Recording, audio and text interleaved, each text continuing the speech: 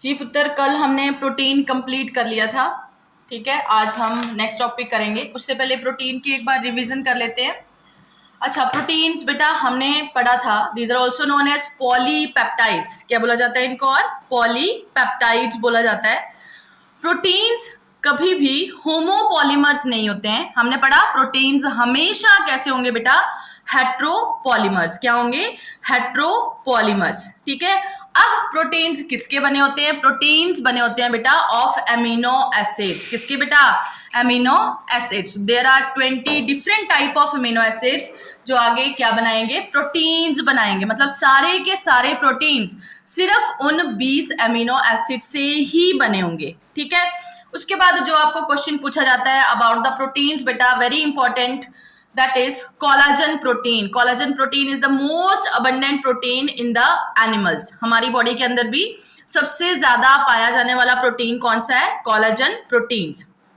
उसके बाद एक और हमने इंपॉर्टेंट क्वेश्चन किया था, rubisco, that is ribulose bisphosphate carboxylase oxygenase. It is most abundant protein in the whole biosphere. ठीक है। रूबिस्को हम प्लांट्स में भी पढ़ेंगे, प्लांट में ये प्रेजेंट होता है। अच्छा, फोटोसिंथेसिस में हेल्प करता है। उसके बाद आते हैं बेटा structure of protein. Structure of protein में देखो क्या क्या इंपॉर्टेंट चीजें पड़ी थी, डिफरेंट टाइप ऑफ स्ट्रक्चर। तो बायोलॉजिस्ट ने प्रोटीन्स को 4 क्लासेस में रखा था on the basis of their structure. कौन कौन से प्रोटीन्स हो सकते हैं? Primary, secondary, tertiary and quaternary proteins. तो सबसे पहले अगर हम प्राइमरी प्रोटीन्स देखें, प्राइमरी स्ट्रक्चर ऑफ प्रोटीन किस तरह का होगा? ऐसा प्रोटीन जिससे हमें सिर्फ उसकी पोजिशनल इंफॉर्मेशन पता चलती है कि कौन सा प्रोटीन कहां पे प्रेजेंट होगा बेटा, that is known as primary structure.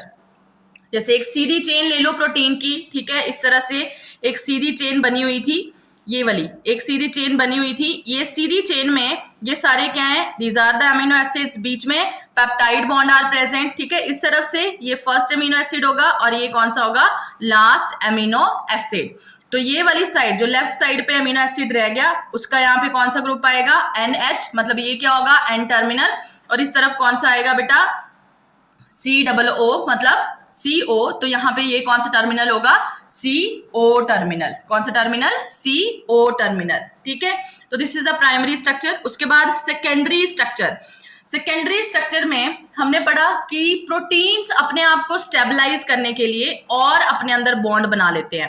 जैसे पहले आपने सेकेंडरी स्ट्रक्चर का एग्जांपल याद रखना है।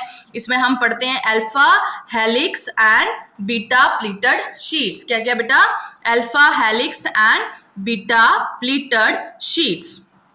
तो अल्फा हेलिक्स में इस तरह से बना देना आपने हेलिक्स। ठीक है, ये जो हेलिक्स बना, it is a type of protein, protein chain है, बट किस फॉर्म में बनी पड़ी है? हेलिक्स की फॉर्म में बनी पड़ी है।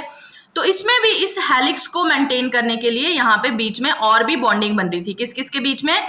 फर्स्ट अमीनो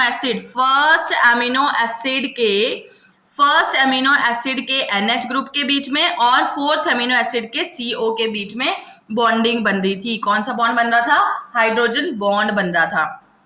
ठीक है, और जो R ग्रुप थे वो इस तरह से ऐसे बाहर की तरफ फ्लाई कर रहे थे। ठीक है, उसके बाद बीटा प्लीटेड शीट्स। तो ऐसे कुछ शीट्स बनी हुई थी प्रोटीन्स की, ये प्रोटीन की शीट्स बनी हुई थी। ये शीट्स आपस में जुड़ रही थी कौन से बॉन्ड के थ्रू बेटा? हाइड्रोजन बॉन्ड के थ्रू। ठीक है, तो ये भी आपने याद रखना है। जो अल्फा हेलिक्स है, it is always right handed. Important question for the NEET, right handed manner में ही प्रेजेंट होगा। बॉन्डिंग किस किस के बीच में होगी? फर्स्ट और नेक्स्ट फोर्थ अमीनो एसिड के बीच में बॉन्डिंग होगी। ठीक है, एग्जाम्पल याद रखने की जरूरत नहीं है।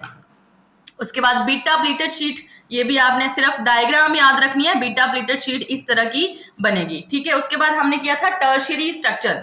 टर्शियरी स्ट्रक्चर में आपको सिर्फ एक वर्ड याद रखना था, that is hollow woollen wall. ठीक है, hollow woollen ball.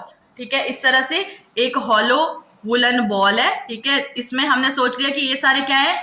Protein structures हैं। ठीक है, प्रोटीन स्ट्रक्चर्स हैं, वो एक दूसरे के ऊपर ऐसे फोल्ड हुए पड़े हैं। किस केस में बेटा? In case of tertiary structure. तो यहाँ पे कौन सा बॉन्ड प्रेजेंट होगा? जैसे आपके एनसीईआरटी में डायग्राम दी हुई है, तो यहाँ पे बॉन्ड है बेटा डाई सल्फाइड बॉन्ड। ठीक है, यहाँ पे एक PYQ और है बेटा, वो नोट कर लो। वो वैसे तो एनसीईआरटी में नहीं गिवन है, वैसे तो नहीं आएगा क्वेश्चन, बट क्योंकि प्रीवियस ईयर क्वेश्चन है तो नोट करना जरूरी है। देखो, लिख लो टर्शरी स्ट्रक्चर के साथ लिख लो।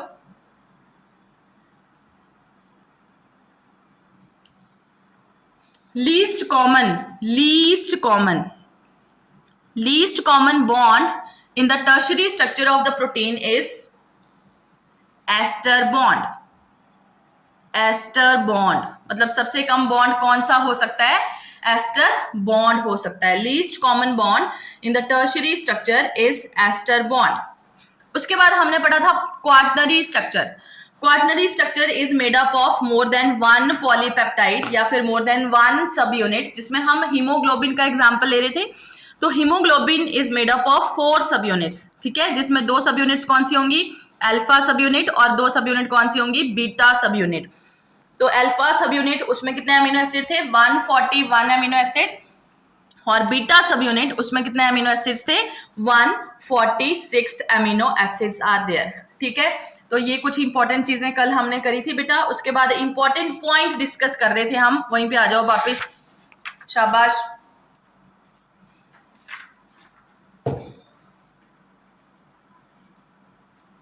देखो नेक्स्ट बेटा, सिंपल प्रोटीन्स की बात हो रही है। They are made up of amino acids only, मतलब ऐसे प्रोटीन्स जो पुत्र सिर्फ एमिनो एसिड्स के बने होंगे, उन प्रोटीन्स को हम क्या बोल देते हैं? सिंपल प्रोटीन्स बोल देते हैं, ठीक है। जैसे एग्जाम्पल बहुत इंपॉर्टेंट है बेटा, एग्जाम्पल आपको याद रखना है। एक प्रोटीन का नाम है एल्ब्यूमिन। प्रोटीन का नाम क्या है? एल्ब्यूमिन, एल्ब्यूमिन प्रोटीन, ठीक है। अच्छा, साथ में लिखवा दिया मैंने आपको, ये लिख लो वैसे जिन्होंने नहीं लिखा है। It regulate pH of the blood. क्या काम करता है? Regulate pH of the blood, या फिर हम सीधा इसको ऑस्मोटिक बैलेंस, क्या रेगुलेट करता है? ऑस्मोटिक बैलेंस मेंटेन करता है बॉडी के अंदर, मतलब हमारे ब्लड के अंदर ऑस्मोटिक बैलेंस मेंटेन कौन करेगा बेटा? एक प्रोटीन है, जिस प्रोटीन का नाम क्या है? Albumin protein. क्या नाम है बेटा? एल्ब्यूमिन प्रोटीन, ठीक है। ओके, नेक्स्ट आते हैं। नेक्स्ट एग्जांपल देखो, ये भी बहुत इंपॉर्टेंट है। ग्लोब्यूलिन प्रोटीन, क्या नाम है पुत्र?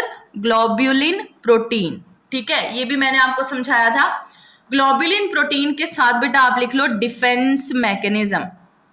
डिफेंस मैकेनिज्म, तो ये क्या करता है? बॉडी के लिए एक डिफेंस की तरह काम करता है। तो मैंने आपको इसमें एक और एग्जांपल दिया था, एक एंटीबॉडी, जैसे मैंने यहाँ पे लिख दिया बेटा IgA, ठीक है। तो IgA में IG का मतलब क्या है? इम्यूनोग्लोब्यूलिन। इसका मतलब क्या है? IG stand for immunoglobulin, globulin, ठीक है। तो देखो इसका नाम क्या हो गया अब? Immunoglobulin A। तो it is a type of antibody. क्या है ये? एक एंटीबॉडी है। तो एंटीबॉडी का काम क्या होता है? हमारी बॉडी को प्रोटेक्शन देना, ठीक है। तो ग्लोबुलिन ये क्या शो करते हैं? Defence mechanism. तो ये भी प्रोटीन्स हैं, ये भी प्रोटीन्स हैं, बट ये कौन से प्रोटीन्स हैं? दोनों ही। These are the simple proteins which are only made up of amino acids, सिर्फ बने होंगे एमिनो एसिड्स के। उसके बाद आते हैं कॉन्जुगेटेड प्रोटीन्स। कॉन्जुगेटेड प्रोटीन्स, अच्छा, ऐसे प्रोटीन्स जिनमें बेटा प्रोटीन के साथ साथ, मतलब प्रोटीन तो है ही है, ठीक है, प्रोटीन के साथ साथ कोई और नॉन प्रोटीन पार्ट भी पड़ा होगा, नॉन प्रोटीन ग्रुप भी पड़ा होगा, उनको हम क्या बोलेंगे? Conjugated proteins. प्रोटीन के साथ साथ non protein part is also there, ठीक है। जैसे एग्जाम्पल देख लो आप पहले। एक एग्जाम्पल हमने लिया न्यूक्लियो प्रोटीन्स, न्यूक्लियो प्रोटीन्स। तो अब देखो इसमें it is a type of conjugated protein. इसमें ये तो बेटा क्या है? Protein part. और ये जो न्यूक्लियो मतलब न्यूक्लिक एसिड, न्यूक्लिक एसिड। तो ये न्यूक्लिक एसिड क्या है? Non protein part. ये क्या होगा? नॉन प्रोटीन पार्ट, ठीक है। तो this is one type of conjugated protein. ऐसे ही एक और एग्जांपल आगे देखो, म्यूकोप्रोटीन्स। म्यूकोप्रोटीन्स देखो, म्यूकोप्रोटीन्स। तो प्रोटीन्स तो आपको क्लियर, दिस इज प्रोटीन, और ये है म्यूकोपॉलीसेकेराइड, म्यूकोपॉलीसेकेराइड, ठीक है। Mucoprotein, mucopolysaccharide. तो देखो इसमें ये प्रोटीन और ये क्या हुआ, नॉन प्रोटीन पार्ट। इसमें कौन सा हुआ है, ये न्यूक्लियो प्रोटीन में nucleo is non protein part, ठीक है, और इसमें ये हुआ नॉन प्रोटीन पार्ट। तो इनको क्या बोलेंगे, conjugated proteins. Next is glycoproteins.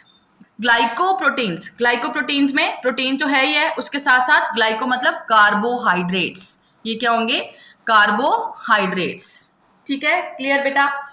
अब आगे देखो आर्टिफिशियल सिल्क। इन कॉमन बेटा कल जब हम प्रोटीन पढ़ रहे थे तो हमने वहां पे पढ़ा कि बीटा प्लीटेड शीट्स, देखो जरा अपनी बुक में, बीटा प्लीटेड शीट्स का हमने एक एग्जांपल लिया था, दैट इज सिल्क। मीन्स जितने भी सिल्क है, ठीक है, वो सिल्क क्या होगा बेटा, it is only protein. But हम किसकी बात कर रहे हैं, हम आर्टिफिशियल सिल्क की बात कर रहे हैं। जो आर्टिफिशियल सिल्क होगा, दैट इज एग्जाम्पल हम ले लेते हैं रेयॉन, ठीक है, रेयॉन जो रिजेंबल कर रहा है लाइक सिल्क बट एक्चुअल में सिल्क नहीं है, ठीक है। Artificial silk it is polysaccharide, और ये किससे बनता है, it made up of cellulose, it is made up of cellulose, ठीक है, क्लियर बेटा। तो artificial silk it is not protein, it is polysaccharide, example है रेयॉन। नेक्स्ट बेटा लेदर, जैसे लेदर के हमारे पास शूज होते हैं, बैग्स बने पड़े होते हैं, ठीक है। तो leather it is almost pure collagen fibre. Leather क्या है, प्योर कोलाजन फाइबर है, मतलब एनिमल प्रोटीन, ठीक है, एनिमल प्रोटीन। अब आते हैं बेटा functions of protein.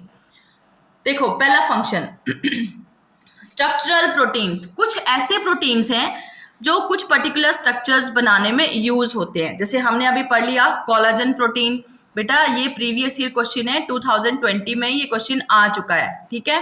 Collagen protein it is the most abundant protein in the animal world, बार बार ये क्वेश्चन हम पढ़ रहे हैं, ठीक है। फिर देखो उसके बाद myosin protein. Myosin protein is used in the muscles. अब देखो जब हमारी मसल्स काम करती हैं, जब हमारी मसल्स काम करेंगी बेटा, तो वहां पे स्पेशल तरह के प्रोटीन्स होते हैं जो मसल्स की कॉन्ट्रैक्शन और रिलैक्सेशन करवाते हैं, ठीक है। तो उन कॉन्ट्रैक्शन और रिलैक्सेशन के लिए जो प्रोटीन यूज होते हैं, उन प्रोटीन्स का नाम है एक्टिन एंड मायोसिन। क्या नाम है उनका, एक्टिन एंड मायोसिन, ठीक है। तो myosin protein is present in the muscles, ठीक है। उसके बाद देखो कॉन्ट्रैक्टाइल प्रोटीन, अभी हमने किया contractile protein which help in contraction of the muscles, जो मसल्स की कॉन्ट्रैक्शन करवाएगा। कौन कौन से हैं, एक्टिन एंड मायोसिन प्रोटीन। कौन से हैं बेटा, actin and myosin protein of the muscles, ठीक है।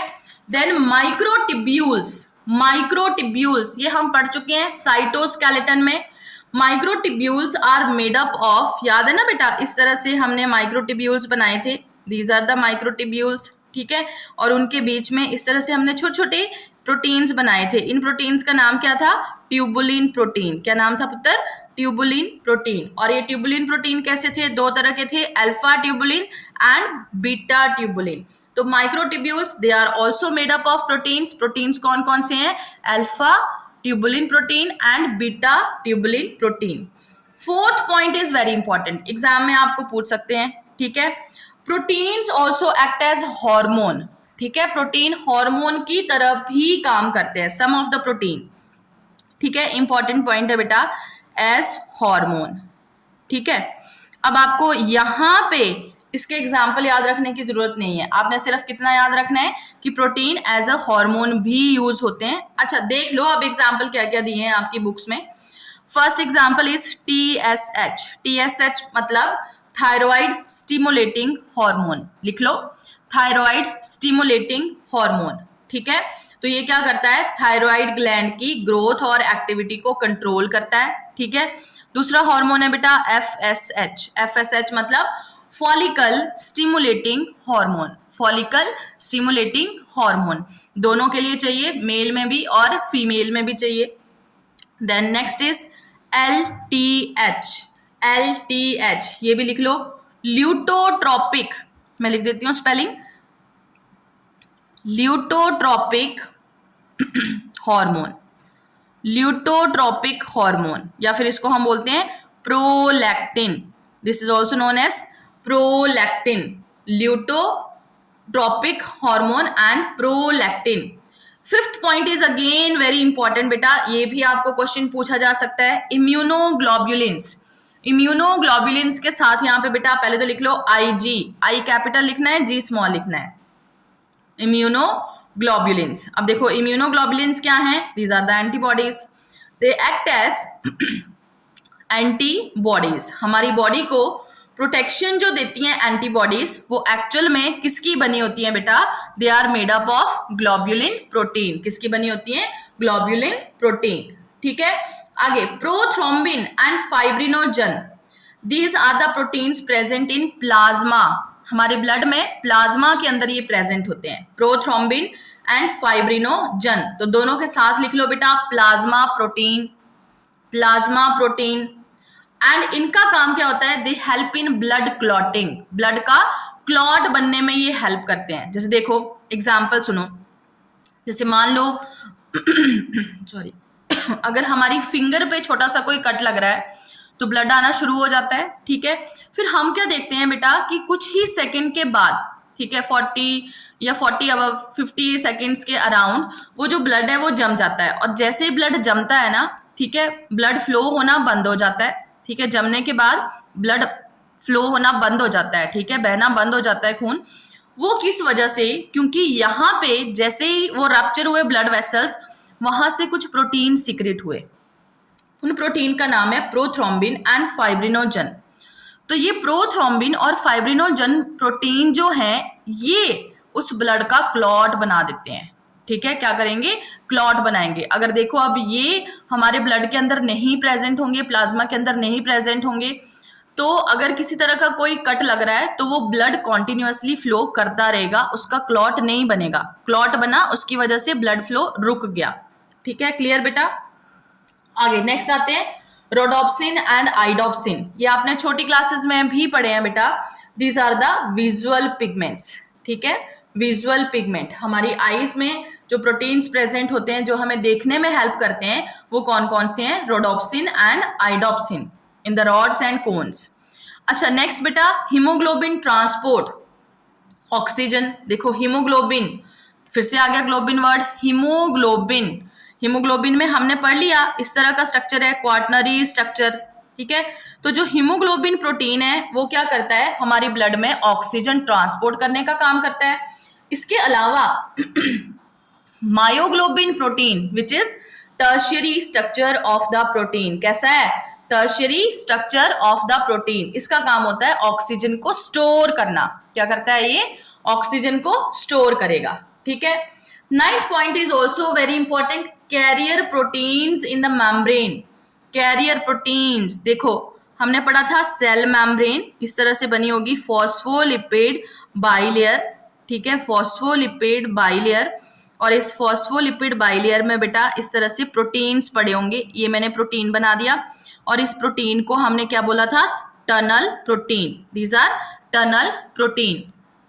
तो देखो ये प्रोटीन, इन प्रोटीन्स को हम कैरियर प्रोटीन भी बोल देते हैं, कैरियर प्रोटीन, क्योंकि ये प्रोटीन क्या करते हैं, एक साइड से सब्सटेंसेस को लेके जाते हैं, कहाँ, सेल के दूसरे साइड की तरफ। ठीक है, तो देखो carrier protein in the membrane help in movement of substances from one side to the another side. Clear. 10th point again very very important, point number 4, point number 5, point number 9 and 10th भी बेटा PYQ है, previous year question ये भी आ चुका है। देखो GLUT, क्या नाम है इसका, GLUT4। ठीक है, नाम लिख सकते हो आप चाहे, इसका नाम है ग्लूकोज ट्रांसपोर्टर टाइप 4। ठीक है, ग्लूकोज ट्रांसपोर्टर है ये। ठीक है, कौन सा, type 4। It is also type of protein. देखो वर्ड से क्लियर हो रहा है, ये किसमें हेल्प करेगा, ग्लूकोज की ट्रांसपोर्टेशन में हेल्प करेगा। Which enable glucose transport into the cell, एक सेल के अंदर ग्लूकोज को ट्रांसपोर्टेशन करने में, मूव करवाने में कौन हेल्प करता है, मतलब हमारे सेल्स को देखो ग्लूकोज चाहिए, तो ग्लूकोज पहुंचाने में कौन हेल्प करेगा, एक ट्रांसपोर्टर है। ट्रांसपोर्टर का नाम कौन है, क्या नाम है, GLUT। क्या नाम है, GLUT4, that is glucose transporter type 4। ठीक है, प्रीवियस ईयर क्वेश्चन है, ये आ चुका है। ठीक है, अच्छा उसके बाद देखो बेटा, आपकी एनसीईआरटी बुक्स ओपन कर लो अपनी। ठीक है, फिलहाल मैं यहाँ पे शो कर रही हूँ आपकी एनसीईआरटी बुक्स में बेटा प्रोटीन्स का एक टेबल गिवन है। ठीक है, एक टेबल गिवन है of proteins, some proteins and their functions. ये इस बार क्वेश्चन आया था मैचिंग में। ठीक है, ये वाला टेबल। ठीक है, देखो प्रोटीन्स कौन से हैं बेटा, कोलाजन प्रोटीन अभी हमने पढ़ा, it is most abundant protein in the animal world. ठीक है, तो कोलाजन प्रोटीन फंक्शन इसका क्या है, इंटरसेलुलर ग्राउंड सब्सटेंस, मतलब एक सेल के अंदर, जैसे मैं आपको डायग्राम भी शो कर सकती हूँ, यहाँ पे रुको दिखाती हूँ डायग्राम, वेट।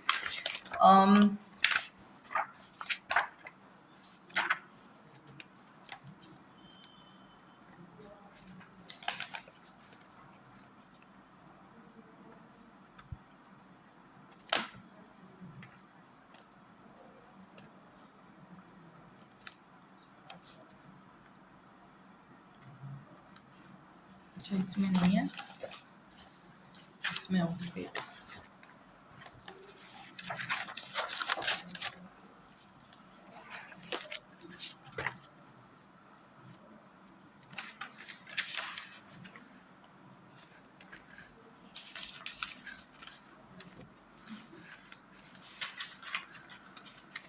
जब हम बेटा एनिमल टिश्यूज पढ़ेंगे, एनिमल टिश्यूज, तो एनिमल टिश्यू में, कनेक्टिव टिश्यू में हम कुछ प्रोटीन शो करते हैं, देखो बने पड़े हैं ना। ठीक है, ये देखो, ये जो आपको लॉन्ग थ्रेड लाइक स्ट्रक्चर्स यहाँ पे दिख रहे हैं ना, these are the collagen protein. ठीक है, मतलब एक सेल के अंदर, ठीक है, यहाँ पे टिश्यूज के अंदर, कनेक्टिव टिश्यू के अंदर जो मोस्ट अबंडेंट प्रोटीन होंगे वो कौन से होंगे, कोलाजन प्रोटीन, कोलाजन प्रोटीन। ठीक है, इन द कनेक्टिव टिश्यू, इसमें बेटा कनेक्टिव टिश्यू। ठीक है, अच्छा तो देखो नेक्स्ट, अब collagen protein, these are the intercellular ground substances. Intercellular मतलब इन बिटवीन द सेल्स, जैसे देखो ऐसे सेल्स बने हैं। ठीक है, तो सेल के बीच में कनेक्टिव टिश्यू जब बनेगा तो सेल्स के बीच में यहाँ पे बहुत सारे फाइबर्स पड़े होंगे, और ये फाइबर्स कौन से होंगे, कोलाजन फाइबर्स। किसके फाइबर्स होंगे, collagen fibres, collagen protein fibres are present. ठीक है, क्लियर बेटा। आगे देखो, ट्रिप्सिन प्रोटीन का नाम क्या है, ट्रिप्सिन, तो ये क्या है, it is a type of enzyme. बहुत सारे प्रोटीन्स हैं जो एंजाइम की तरह भी काम करते हैं। ठीक है, एंजाइम की तरह, तो इनमें से ट्रिप्सिन प्रोटीन ये कौन सा है बेटा, it is a type of enzyme. आगे देखो, इंसुलिन प्रोटीन, ये भी इंपॉर्टेंट है, +2 में फिर से आएगा। Insulin protein it is a type of hormone, हमारी बॉडी में भी प्रेजेंट होता है, पता है ना आपको। ठीक है, insulin it is a type of protein. ठीक है, और ये किसकी तरह काम करता है, एक हार्मोन की तरह काम करता है बॉडी के अंदर। ठीक है, क्लियर। तो देखो यहाँ से पता चल रहा है, फंक्शंस भी हमें मिल रहे हैं कि ये जो प्रोटीन्स हैं इंटरसेलुलर ग्राउंड सब्सटेंस हो सकते हैं, प्रोटीन एंजाइम हो सकते हैं, प्रोटीन हार्मोन हो सकते हैं। देखो सम प्रोटीन्स आर एंटीबॉडीज, तो वो क्या करेंगे, they fight against the infections. ठीक है, fight infectious agents. Infectious agents मतलब जो हमारी बॉडी में इन्फेक्शन करेंगे, उन एजेंट से लड़ने के लिए कौन हेल्प करेगा बेटा, प्रोटीन, जिसका नाम क्या है, antibody, different type of antibodies. उसके बाद रिसेप्टर्स, रिसेप्टर्स, कुछ प्रोटीन्स रिसेप्टर्स की तरह काम करते हैं। ठीक है, रिसेप्टर्स, जैसे देखो सेंसरी रिसेप्टर्स, पुत्र हमारे नोज में कुछ प्रोटीन्स प्रेजेंट होते हैं जो हमें सेंसेशन देते हैं। ठीक है, स्मेल के लिए, क्लियर। तो वो प्रोटीन्स कैसे हैं बेटा, रिसेप्टर प्रोटीन्स हैं। ठीक है, जो हमें सेंसरी फीलिंग दे रहे हैं। ठीक है, स्मेल में हेल्प कर रहे हैं। कुछ हमारी टंग में प्रेजेंट होते हैं प्रोटीन्स, ठीक है, जो रिसेप्टर की तरह काम कर रहे हैं। क्या रिसीव करेंगे, टेस्ट रिसीव करेंगे। कुछ हॉर्मोन्स की तरह काम करते हैं। ठीक है, then last one is GLUT, जो अभी मैंने आपको बताया, that is glucose transporter type 4। It enable glucose transport into the cells. Cells को ग्लूकोज पहुंचाने का काम कौन करेगा बेटा, एक प्रोटीन है, जिस प्रोटीन का नाम क्या है, GLUT4। क्या नाम है बेटा, GLUT4। ठीक है, तो ये टेबल हमने कंप्लीट कर लिया। ये इस बार क्वेश्चन आया था मैचिंग में बेटा 2024 में। नेक्स्ट देखो बेटा, अब हम स्टार्ट कर रहे हैं, नेक्स्ट टॉपिक है हमारा dynamic state of body constituents या फिर concept of metabolism. Next topic क्या है? मेटाबॉलिज्म। ठीक है, देखो पहले समझो बेटा व्हाट इज मेटाबॉलिज्म। मेटाबॉलिज्म पुत्र, हमारी बॉडी के अंदर नंबर ऑफ रिएक्शंस चल रही हैं। ठीक है, सेम टाइम पे जैसे देखो अभी मैं पढ़ा रही हूँ, आप आराम से बैठ के सुन रहे हो यहाँ पे लेक्चर। ठीक है, तो देखो हमारी बॉडी के अंदर नंबर ऑफ केमिकल रिएक्शंस चल रही हैं। ठीक है, तो उन केमिकल रिएक्शंस को मिला के हम क्या बोल देते हैं? मेटाबॉलिक रिएक्शंस को मिला के हम क्या बोल देते हैं? मेटाबॉलिज्म। मतलब बॉडी के अंदर जितनी भी केमिकल रिएक्शंस चल रही हैं बेटा, these chemical reactions collectively are known as metabolism. ठीक है, तो हम क्या पढ़ रहे हैं? नेक्स्ट टॉपिक हमारा क्या है? Dynamic state of body constituents. Dynamic state of body constituents. ठीक है, एवरी लिविंग सेल, हर एक ऑर्गेनिज्म के अंदर सेल्स प्रेजेंट है। ठीक है, तो हर एक cell, living cell contains thousands of organic molecules. ठीक है, नंबर ऑफ ऑर्गेनिक मॉलिक्यूल्स यहाँ पे पड़े हुए हैं। These biomolecules are present in certain concentration। अब देखो हर सेल के अंदर एग्जाम्पल ले लो, ऐसे कोई सेल है। ठीक है, सेल कौन सा है? Living cell. ठीक है, तो हम प्लांट का एग्जाम्पल भी ले सकते हैं, एनिमल्स का एग्जाम्पल भी ले सकते हैं, है ना। तो हर एक लिविंग सेल के अंदर बायोमोलिक्यूल्स पड़े होंगे। अब आपको पता है बायोमोलिक्यूल्स को हम दो कैटेगरीज में रख रहे हैं। ठीक है, या तो बेटा वो क्या होंगे? Micro molecules. ठीक है, या फिर क्या होंगे? Macro molecules. ऐसे ही हमने पढ़ा पीछे। ठीक है, macro and micro molecules. Clear? तो ये जो बायोमोलिक्यूल्स हैं हर सेल के अंदर प्रेजेंट हैं, और सेल के अंदर इनकी एक पर्टिकुलर कंसेंट्रेशन है, मतलब पर्टिकुलर अमाउंट है हर सेल के अंदर। ठीक है, जिसको हम कैसे एक्सप्रेस कर पा रहे हैं, जो बायोमोलिक्यूल्स हैं इसके अंदर कैसे एक्सप्रेस करते हैं? या तो मोल्स पर सेल, मतलब एक सेल में इतने मोल ये चीज पड़ी हुई है, या फिर मोल्स पर लीटर, एक लीटर में इतने मोल ये कोई चीज पड़ी हुई है। ठीक है, क्लियर बेटा? All these biomolecules have a turnover. इन सारे बायोमोलिक्यूल्स का हम साथ में यहाँ पे एक एग्जाम्पल भी लिख देते हैं। मैंने एग्जाम्पल लिख दिया बेटा प्रोटीन। ठीक है, जो अभी हमने पढ़ा, मैक्रो का एग्जाम्पल मैंने लिख दिया। या फिर यहाँ पे एग्जाम्पल ले लो आप कार्बोहाइड्रेट। कार्बोहाइड्रेट। ठीक है, तो देखो all these biomolecules have turnover. अब ये टर्नओवर क्या है? This means that they are constantly being changed into some other biomolecules। जैसे मान लो कोई पर्टिकुलर प्रोटीन है या कोई पर्टिकुलर कार्बोहाइड्रेट है। ठीक है, जैसे एग्जांपल मैंने ले लिया सेलुलोज, चलो वो तो हमारी बॉडी में नहीं होता। ग्लाइकोजन, ग्लाइकोजन का एग्जांपल ले लिया। ठीक है, तो कहते कि ये ग्लाइकोजन बेटा इसी फॉर्म में नहीं रहता बॉडी के अंदर, ये फॉर्म बदलती रहती हैं। जैसे ग्लाइकोजन से ग्लूकोज भी बन सकता है। ठीक है, या कोई और फॉर्म भी बन सकती है। ठीक है, तो they are constantly being changed into some other biomolecules and also made from some other molecules. या फिर ऐसे भी हो सकता है पहले ये टूटेंगे किसी में, फिर बनेंगे भी दोबारा। ठीक है, तो ये चीजें होती जा रही हैं एक सेल के अंदर। ठीक है, कोई भी बायोमोलिक्यूल है वो बन भी रहा है और टूट भी रहा है। ठीक है, अब आते हैं metabolism. All the chemical reactions occurring in the living organism are called as metabolism। सारी की सारी chemical reactions को हम क्या बोलते हैं?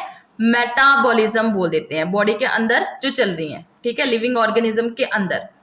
अब मेटाबॉलिक पाथवे, किस तरह से ये पाथवे चलेगा?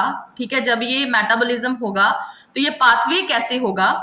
देखो मेटाबोलाइट्स, मेटाबोलाइट्स जो बायोमोलिक्यूल्स हैं, metabolites are converted into each other in a series of linked reaction। जो metabolites हैं वो एक फॉर्म से दूसरी फॉर्म में कन्वर्ट हो रहे हैं। जैसे देखो एग्जाम्पल देख लो साथ में, मैंने यहाँ पे लिख दिया ग्लूकोज, ग्लूकोज से आगे क्या बन रहा है, मान लो बनेगा, यहाँ पे बन गया फ्रक्टोज, ठीक है। फ्रक्टोज से आगे मान लो क्या बन गया, फ्रक्टोज 6 फॉस्फेट। ये बस ये मैंने 3 स्टेप लिख दिए, ठीक है। बॉडी के अंदर पहले ग्लूकोज था, उससे क्या बन गया, फ्रक्टोज बन गया, फ्रक्टोज से आगे क्या बन गया, फ्रक्टोज 6 फॉस्फेट बन गया, ठीक है। तो देखो आप फिर से मेटाबोलाइट्स, इन्हीं को हमने मेटाबोलाइट्स बोल दिया। They are converted into each other, एक फॉर्म से दूसरी फॉर्म में कन्वर्ट हुआ, कैसे, in a series of linked reaction. Linked है ना, ये देखो ग्लूकोज से फ्रक्टोज बना, फ्रक्टोज से फ्रक्टोज 6 फॉस्फेट बन गया, ठीक है, क्लियर बेटा। आर मेटाबॉलिक पाथवे, तो इस पाथवे को हम क्या बोलते हैं, ये जो रिएक्शन का पाथवे है बेटा, that is known as metabolic pathway, this is known as metabolic pathway, ठीक है। अच्छा, तो ये जो पाथवे हैं ये लीनियर भी हो सकते हैं, दे कैन बी लीनियर और सर्कुलर, जैसे यहाँ पे मैंने शो किया तो एक सीधी चेन है, या फिर पाथवे इस तरह से भी बन सकता है, लीनियर के अलावा इस तरह से सर्कुलर पाथवे भी बन सकता है, ठीक है। जैसे हम केल्विन साइकिल में लेते हैं, क्रेब्स साइकिल में लेते हैं, इस तरह का सर्कुलर पाथवे, ठीक है। Flow of metabolites through the metabolic pathway has a definite rate, underline कर लो, डेफिनिट रेट।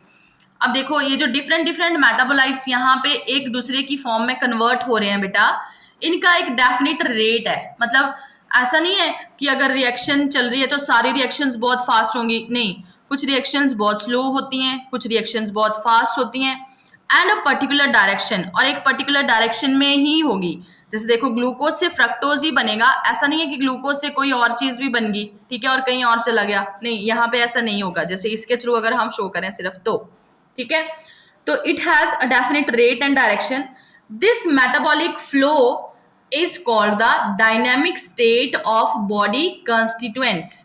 तो इसको हम क्या बोलेंगे, डायनेमिक स्टेट। डायनेमिक का मतलब होता है चेंजेबल, ठीक है। जैसे देखो बॉडी के अंदर कोई एक फॉर्म है, वो उसी फॉर्म में नहीं पड़ी हुई है, वो किसी दूसरी फॉर्म में भी कन्वर्ट हो रही है, ठीक है, चेंजेबल फॉर्म होगी ना, फिर उससे अगले भी कोई और फॉर्म बन रही है, तो इसको हम क्या बोलेंगे, बॉडी के अंदर कैसी स्टेट है, डायनामिक स्टेट है। कैसी स्टेट है बेटा, डायनामिक स्टेट है ऑफ मेटाबॉलिक फ्लो, किसकी बेटा, मेटाबॉलिक फ्लो, ठीक है। अच्छा आगे,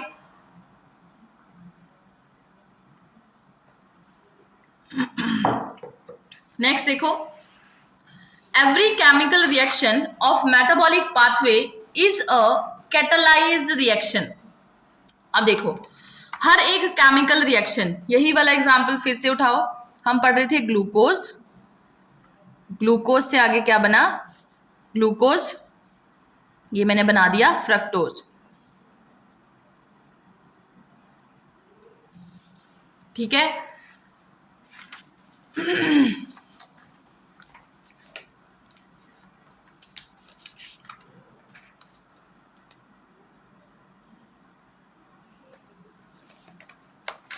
चलो पूरी रिएक्शंस लेते हैं बेटा, ये ग्लूकोज, ग्लूकोज, ग्लूकोज से एक्चुअल में आगे क्या बनता है, आगे बनता है ग्लूकोज 6 फॉस्फेट,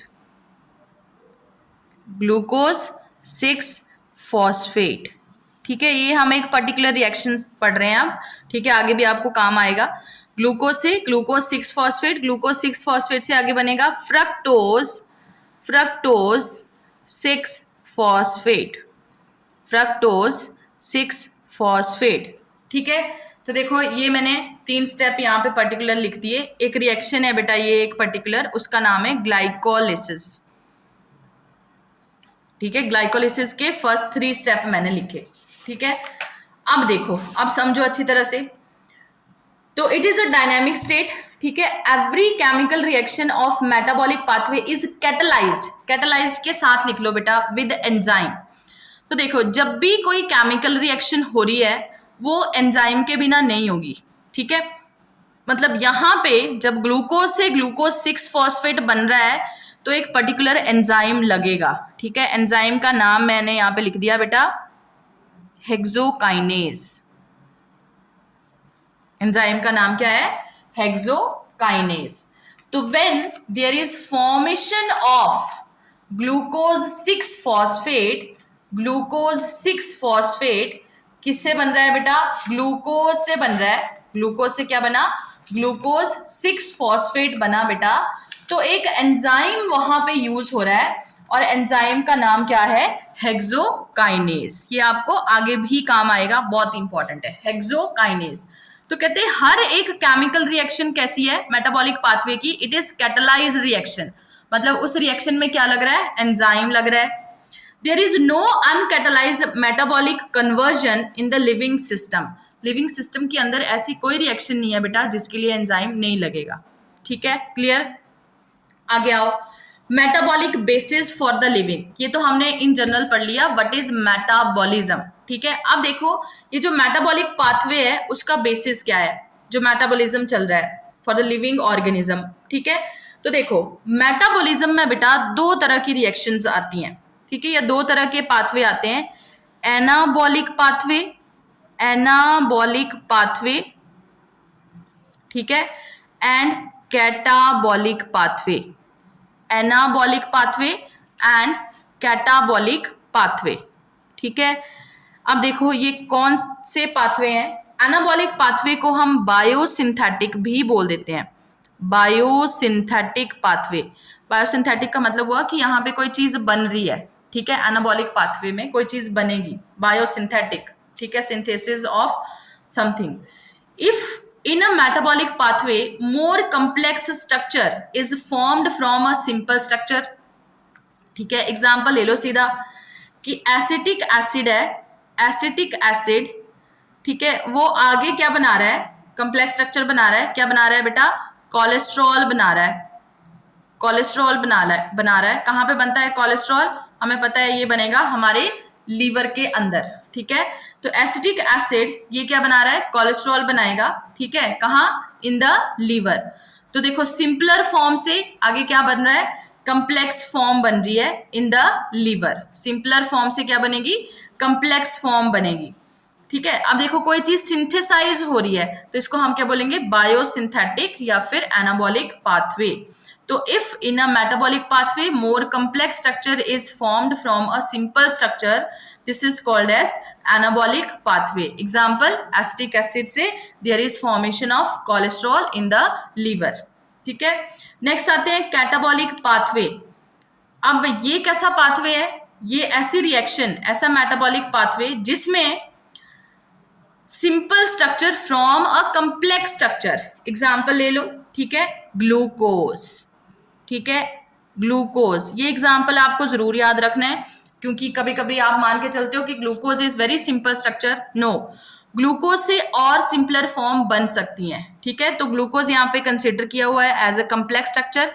उससे आगे क्या बन रहा है? सिंपल स्ट्रक्चर बन रहा है जिसका नाम है बेटा लैक्टिक एसिड। क्या नाम है?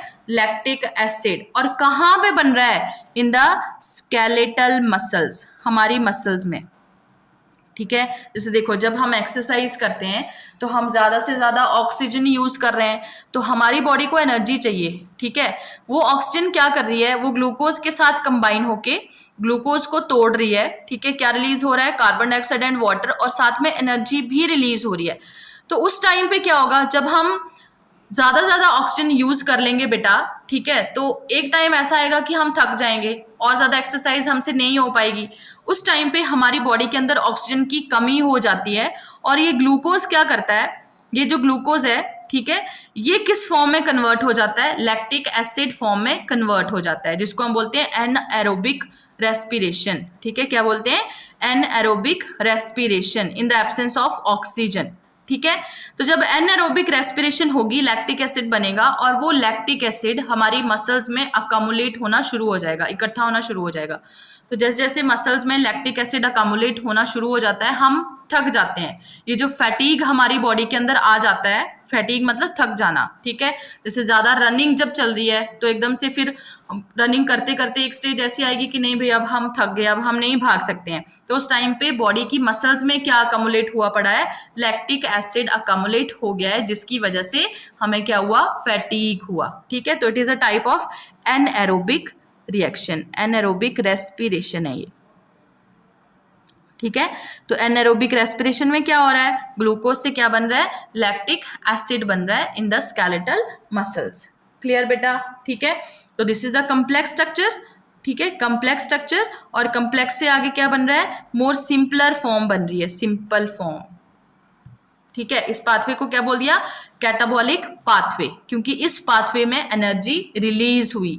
याद रखना है, एनाबॉलिक पाथवे के लिए एनर्जी यूज होती है बेटा, ठीक है, कैटाबॉलिक पाथवे में एनर्जी रिलीज होती है। तो देखो अब if in a metabolic pathway more complex structure is formed from a simple structure, जैसे कि acetic acid it is changes into cholesterol in the liver, ये किसका एग्जांपल है, anabolic pathway, catabolic pathway, when a metabolic pathway leads to simple structure from the complex structure, that is change of glucose into the lactic acid in the skeletal muscle। साथ में लिख लो कब बेटा, bracket में लिखो when oxygen level is low, जब oxygen की कमी हो जाती है तब ये एनारोबिक रिएक्शंस होती है, रेस्पिरेशन होती है। एनाबॉलिक पाथवे कंज्यूम एनर्जी, ठीक है, एनाबॉलिक पाथवे में एनर्जी लग रही है, यूज हो रही है, ठीक है, इसमें एनर्जी यूज होगी, ठीक है। जबकि कैटाबॉलिक पाथवे में इसमें एनर्जी यूज नहीं होगी, इसमें रिलीज होगी। तो एनाबॉलिक पाथवे का एक और एग्जांपल गिवन है, that is formation of proteins from amino acids require energy input.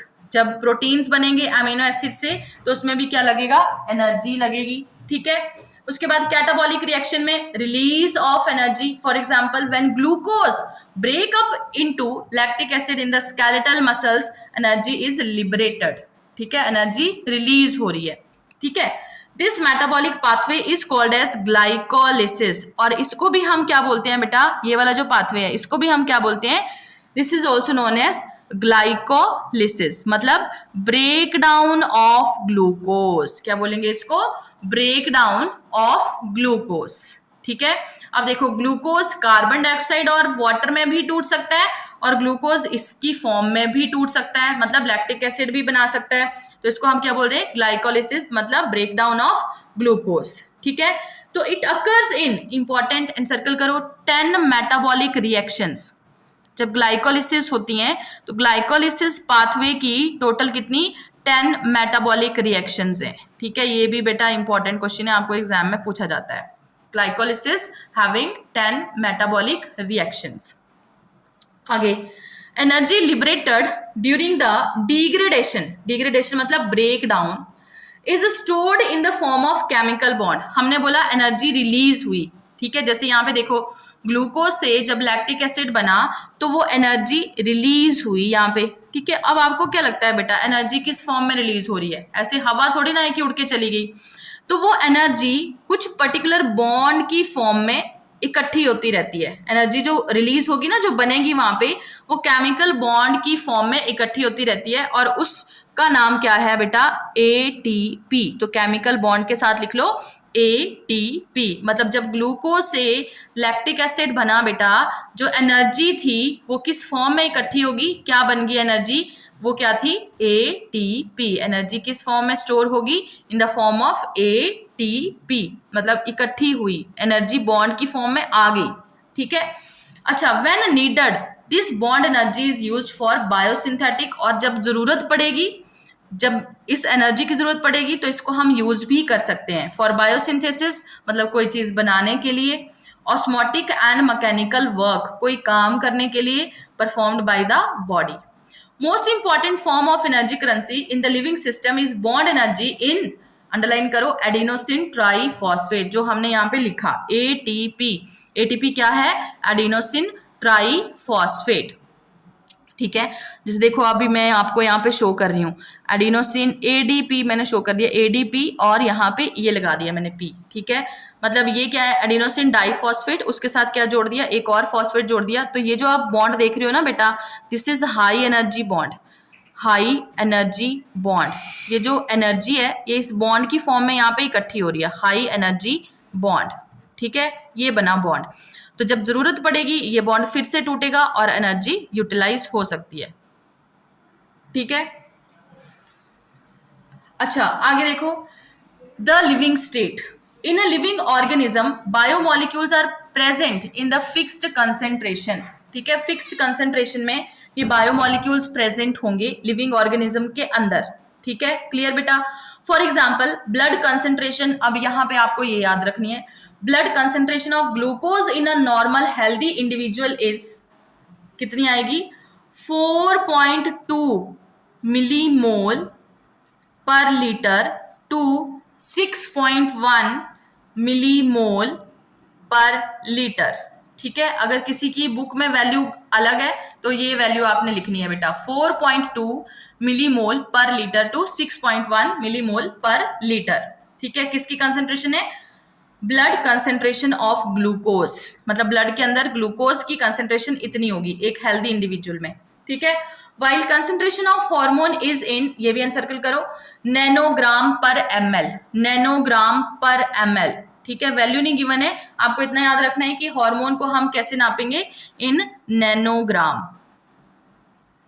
ठीक है, पर एमएल, पर ML. All the living organism exist in steady state, ठीक है। देखो समझो ध्यान से अब, which is maintained by concentration of each biomolecule. तो देखो हर लिविंग ऑर्गेनिज्म के अंदर नंबर ऑफ बायोमोलिक्यूल्स हैं, मतलब हर ऑर्गेनिज्म एक पर्टिकुलर स्टेडी स्टेट में एग्जिस्ट कर रहा है, ठीक है। These biomolecules are in metabolic flux, मतलब चेंज, ऐसा नहीं है कि एक बायोमोलिक्यूल जो है उसी फॉर्म में पड़ा हुआ है, नहीं, वो कॉन्टिन्यूसली दूसरी फॉर्म भी बना रहा है, ठीक है। फ्लक्स मतलब चेंजेबल फॉर्म है, जिसको हमने पीछे बोला टर्न ओवर। तो these biomolecules are in metabolic flux, any chemical physical process moves spontaneously to equilibrium, any chemical physical process moves spontaneously at the same time to equilibrium. जो भी chemical reaction होती है, केमिकल रिएक्शन जब चल रही होती है ना, तो उसका मेन पर्पस होता है कि मैं इक्विलिब्रियम तक पहुंच जाऊं, ठीक है। That can not perform work, ठीक है। तो जो भी केमिकल रिएक्शंस हो रही हैं बॉडी के अंदर, वो इक्विलिब्रियम तक पहुंचने के लिए हो रही हैं, बट वो इक्विलिब्रियम तक नहीं पहुंच पा रहा है, ठीक है। तो as living organism work continuously, they can not afford to reach the equilibrium. जैसे जैसे किसी ऑर्गेनिज्म की बॉडी काम कर रही है बेटा, तो वो इक्विलिब्रियम तक पहुंचने की कोशिश कर रही है, पर वो पहुंच नहीं पा रही है, ठीक है। अगर इक्विलिब्रियम तक पहुंच जाएगी मतलब बॉडी डेड होगी, ठीक है। जब बॉडी के अंदर वर्क हो रहा है मतलब वो कोशिश कर रही है अप टू कहां तक पहुंचने के लिए, इक्विलिब्रियम तक पहुंचने के लिए। हेंस देखो लिविंग स्टेट को हम कैसे डिफाइन करते हैं, non equilibrium steady state, continuously चल रही है, कौन सी स्टेट है, नॉन इक्विलिब्रियम स्टेडी स्टेट है, to be able to perform work, जिसके थ्रू हम काम कर पा रहे हैं। Living process is a constant effort to prevent falling into the equilibrium. हमारी बॉडी इक्विलिब्रियम में ना पहुंच पाए, उसको रोकने के लिए हमारी बॉडी कॉन्टिन्यूअसली प्रोसेसिंग कर पा रही है। अगर इक्विलिब्रियम तक पहुंच गई मतलब बॉडी डेड होगी, ठीक है। So this is achieved by energy input, और इसके लिए क्या लग रहा है, एनर्जी लग रही है, ठीक है, जो मेटाबॉलिक रिएक्शंस हो रही हैं। Metabolism provide a mechanism for production of energy, और उसी मेटाबॉलिज्म से एनर्जी रिलीज भी हो रही है, जिसको बॉडी यूज कर रही है। Without metabolism there can not be a living state. अगर कोई लिविंग ऑर्गेनिज्म है तो उसमें मेटाबॉलिक रिएक्शंस चलेंगी ही चलेंगी, ठीक है। बिना मेटाबॉलिक रिएक्शंस के कोई लिविंग ऑर्गेनिज्म सर्वाइव नहीं कर सकता, ठीक है। क्लियर बेटा, तो आज के लिए इतना ही, थैंक यू बेटा।